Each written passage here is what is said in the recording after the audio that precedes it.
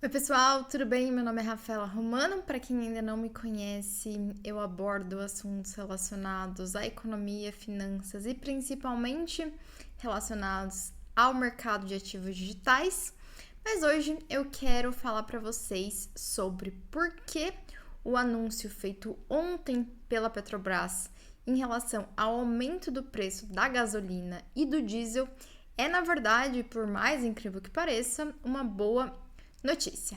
Mas antes da gente iniciar o vídeo de hoje, eu gostaria de pedir para caso você ainda não seja inscrito no canal, que você se inscreva e deixe o like também no vídeo. Então, agora a gente pode entrar nas questões que eu quero trazer aqui para vocês hoje, né? Então, ontem vocês devem ter lido essa notícia, né, que a Petrobras anunciou que a partir de hoje entra em vigor o aumento da gasolina em 16% e do diesel em 25%. E na verdade, essa é uma notícia relativamente boa para o mercado financeiro e para o Brasil como um todo, porque a gente estava vivenciando uma possibilidade muito iminente de desabastecimento em relação à gasolina e diesel. Eu particularmente conheço, né, na verdade, algumas histórias de pessoas que já estavam começando a enfrentar esse problema e agora com esse aumento provavelmente a gente não vai ter esse processo de desabastecimento num futuro curto, de curto prazo, pelo menos, né? Mas então, o que vinha acontecendo? Basicamente, o preço da gasolina, o preço não era reajustado. O governo tinha anunciado em maio o fim da paridade internacional de preços em relação ao petróleo e a outros combustíveis, né? O que acontece? Quando a gente tem a paridade de preço, o preço que está sendo negociado no mercado de forma geral também é o preço que as pessoas do Brasil precisam pagar.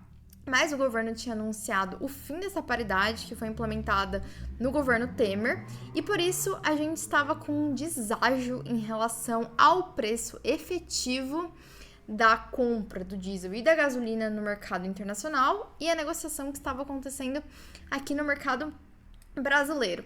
Para apresentar um contexto primário, para caso você ainda não conheça muito sobre esses assuntos, basicamente, né? Então, a Petrobras, ela é uma empresa de capital aberto, mas que tem como acionista majoritário o governo brasileiro. E ela é tanto responsável pela questão de exploração e de refino para a produção de gasolina e de diesel, como também para a comercialização do petróleo. Ou seja, ela também é responsável por comprar de fora e colocar no mercado interno para uso de todo mundo, né? E o que acontece é que atualmente o Brasil produz entre 80% e 70% do diesel que consome. Depende um pouquinho do momento que a gente está do ano, se é um período de safra, por exemplo, né? Porque a maior parte do diesel do Brasil, do consumo do diesel do Brasil, é feita por caminhões, por tratores, né? Por máquinas relacionadas ao setor agrícola, que inclusive veio crescendo muito nos últimos anos e gerou uma expansão em relação à demanda necessária por esses combustíveis, né? Então, a gente basicamente produz bastante, mas 30% da gasolina e do diesel, ela precisa ser importada, ela precisa chegar no mercado brasileiro de alguma forma. Quando a Petrobras interrompe a questão da paridade do preço, fica muito mais difícil para ela conseguir comprar, porque o mercado brasileiro não vai pagar o preço que está sendo pago no mercado internacional de fato, né? E aí o que aconteceu é que a gente tem uma questão de time interessante. Opa, deixa eu colocar assim que fica mais fácil. Uma questão de time interessante também, né? Quando o Lula anunciou, né, quando na verdade a Petrobras anunciou, e que era já uma promessa da campanha política do Lula de abrasileirar o preço dos combustíveis, a gente vinha vivendo, vou até mostrar aqui para vocês o gráfico, só um minuto, aqui. Né? Então aqui a gente estava tendo, na verdade, desde junho de 2022, uma queda bem expressiva no preço, tá? Que é o barril do petróleo. Então eu vou colocar assim para vocês terem uma ideia, mais ou menos. Aqui na verdade a gente vai ter que inverter este gráfico. Vamos lá. Aqui. Se a gente pegar então junho de 2022 até maio, a gente tinha uma queda de 72% no preço do barril do petróleo. E aí, em maio, o governo anunciou o fim da paridade do preço. E o que aconteceu? Foi que o preço do petróleo começou a subir muito. E ele subiu nos últimos 2 meses, aqui, praticamente, né, quase 20%. Então, nesse cenário, o que a gente tinha é um aumento de 20% do preço desse ativo lá fora, sem que a gente aumentasse aqui dentro. Então, não tinha como a Petrobras conseguir comprar esse ativo no mercado internacional, porque o mercado brasileiro não estava pagando por esse ativo. E aí, existe um aspecto interessante, né, também muito relacionado à questão do time, que foi o Bolsonaro, antes de sair, né, ele tinha feito um acordo de compra de diesel com o Putin. E a gente teve, assim, uma compra realmente muito grande de diesel, né? Então, no mesmo período, em relação a 2022, a gente estava comprando cerca de 18 milhões em diesel da Rússia. E esse ano, né, a gente teve um aumento de compra para 1,5 bilhão.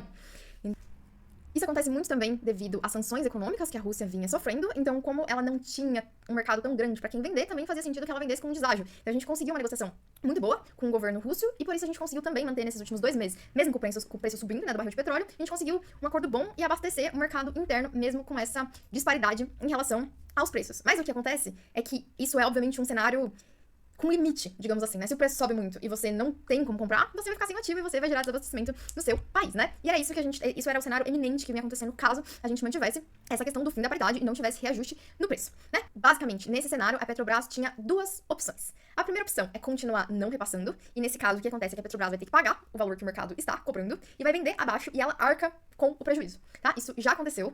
Isso aconteceu durante o governo da Dilma. Eu quero mostrar um pouquinho o gráfico pra vocês, mas quero falar, isso já aconteceu.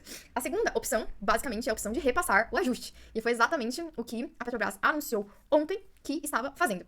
E aí, claro que essa questão do repasse do ajuste também tem consequências ruins, que a gente vai dizer antes, mas é um pouco de um aspecto de que uma das consequências, ela está relacionada a uma situação completamente insustentável, que seria o caso de não repasse, e a outra situação tem desdobramentos complexos, mas que, né, precisam ser mitigados, lidados de algumas formas. Então, a primeira coisa que eu queria mostrar pra vocês é um pouquinho do histórico da Petrobras com uma política em que não acontece essa paridade com o mercado internacional, né? Então, como eu citei pra vocês, isso aconteceu durante o governo da Dilma. Durante o governo da Dilma, a gente não manteve essa paridade de preço, e aí a Petrobras arcou com o prejuízo. E aí, aqui é um gráfico bem interessante pra vocês verem o que acontece em um cenário desse, em que a Petrobras é obrigada a arcar com o custo pra conseguir manter os preços baixos momentaneamente, tá? Porque isso é uma situação insustentável, basicamente. Esse foi o início do governo da Dilma, tá? Então aqui, vocês verem, a Petrobras estava vindo numa ascendência bem interessante de preço, teve essa queda, mas estava novamente aqui, enfim, subindo e tem um patamar de preço. Quando acontece o início do governo da Dilma, a gente começa a ter uma queda expressiva no preço da Petrobras, né? Então eu vou colocar aqui pra vocês e a gente consegue traçar a porcentagem certinho. E quando houve o anúncio da reeleição da Dilma, aqui, tá? Em outubro de 2014, a gente teve um declínio maior ainda do preço da Petrobras, até que a gente chegou aqui aos primeiros anúncios de impeachment da Dilma, né? Então a Petrobras perdeu basicamente 74% do valor de mercado dela entre o início do governo Dilma e a reeleição, né? E até o arquivamento dos primeiros pedidos de impeachment. E aí, quando a gente tem o arquivamento de fato, os pedidos de impeachment, o mercado Petrobras começa a reagir novamente, né? E aí, a gente tem um crescimento desde então muito vertiginoso do preço, né? E o que é interessante é que ano passado a Petrobras. Deixa eu fazer isso. A Petrobras. Não, esse aqui eu quero falar depois pra vocês. Esse aí. A Petrobras foi a segunda maior pagadora de dividendo do mundo. Pra quem não sabe, né? Dividendo é o que você paga para os acionistas, né? O dono da ação da empresa. Quando você tem lucro, então dividendos é a distribuição do lucro das empresas para os acionistas. No caso, como o governo brasileiro também, acionista da Petrobras também acontece a distribuição de lucro da operação da Petrobras pro governo. A Petrobras, assim, deslanchou. Foi a segunda maior pagadora de dividendo do mundo, dentre todas as ações de capital aberto. E ela pagou mais dividendo do que todas as empresas brasileiras juntas, né? Então, quando a gente teve o fim dessa questão da paridade e, obviamente, várias outras coisas, né? Incluindo a modernização e investimento na operação da Petrobras, a gente teve uma empresa que foi super bem, né? E aí, tem esse dado, né, aqui, e algumas perspectivas que dizem que durante, né, o governo Dilma, existiu um prejuízo de 100 bilhões, exatamente, né, que fruto da ausência da paridade de combustível com os preços internacionais. Então, assim, é realmente uma situação muito séria, porque isso coloca em risco a Petrobras, que é uma das empresas mais relevantes que a gente tem no mercado brasileiro e que presta um serviço que é essencial para a manutenção de várias indústrias, vários mercados, desde os menores, que a gente às vezes nem imagina que possa ser influenciado por isso, mas que são, né? E aí o que acontece é que, quando a gente tem esse processo, a gente bagunça as expectativas da economia, né? Então, caso vocês acompanhem um pouquinho de perto, vocês sabem, né, que a gente teve durante a última reunião do Copom o primeiro anúncio na queda da taxa de juros, que era uma coisa que o mercado já vinha esperando muito. Por quê? Por que eles conseguiram fazer esse anúncio de queda na taxa de juros? Porque os índices de inflação estavam caindo. Só que os índices de inflação estavam caindo também porque a gente não teve o repasse do preço dos combustíveis. Então agora, possivelmente, a gente vai ter um aumento da inflação devido a esse repasse na taxa de juros, o que vai inviabilizar que o governo, né, continue mantendo a queda na taxa de juros, que era uma coisa que o mercado inteiro tinha ficado super feliz, né? Então, assim, só pra relembrar vocês, esse gráfico eu já trouxe aqui outras vezes. Basicamente, né, quando a gente tem queda da taxa de juros, a gente tem aumento do preço das ações de desenvolvimento de vários mercados, né? E quando a gente tem, queda na taxa de juros, a gente tem aumento do preço das ações, e quando a gente tem aumento na taxa de juros, a gente tem uma queda, né? E aqui, então, a gente teria, né, teve, na verdade, o anúncio da primeira queda, mas muito provavelmente, assim, a gente vai ter alguma revisão em relação a isso, porque os índices de inflação vão vir mais altos realmente, de fato, com esse anúncio do reajuste dos preços, né? Isso bagunça as expectativas, né? Assim, tem esse meme que eu acho que eu não posso deixar de trazer pra vocês também, né? Que é esse diálogo que o Urich postou, né? Então, alô, é do cupom? Sim, diga lá. Aqui é da Petrobras, só pra avisar que vamos bagunçar o seu IPCA, né? Que é exatamente esse processo de o mercado inteiro estava esperando uma trajetória, não só brasileiros, mas investidores internacionais também esperando uma trajetória, e essa trajetória precisa ser reajustada, né? E essa é uma coisa muito importante que você percebe do mercado financeiro, é que muitas vezes ele nem está tão interessado na notícia, mas na previsibilidade da notícia, né? Então, assim, você saber o que vai acontecer no mercado financeiro é muito importante. E é muito importante para os negócios, né? Que você saiba, por exemplo, qual vai ser o seu custo. E quando essa questão do combustível muda drasticamente, né? Tem um aumento de mais de 20% do dia pra noite, isso afeta o seu planejamento, seus preços, afeta todas as coisas, né? Então, o problema, muitas vezes, dessas intervenções que o governo faz é que ele só bagunça e cria um problema, que ele é insustentável. É insustentável você segurar o preço de uma commodity que é negociada no mundo inteiro, sabe? Ela depende de vários fatores e que você não vai conseguir, a não ser que você tenha um prejuízo de uma outra coisa que às vezes é muito maior no longo prazo, né? Então, o mercado ficou razoavelmente feliz por a gente ter esse anúncio, né, em relação ao repasse, porque era uma coisa que iria gerar um grande problema de desabastecimento. Talvez a gente tenha, né, ainda assim, uma questão em relação aos caminhoneiros, né, que são os mais prejudicados em relação a esse repasse, então a gente vai ver o que vai acontecer.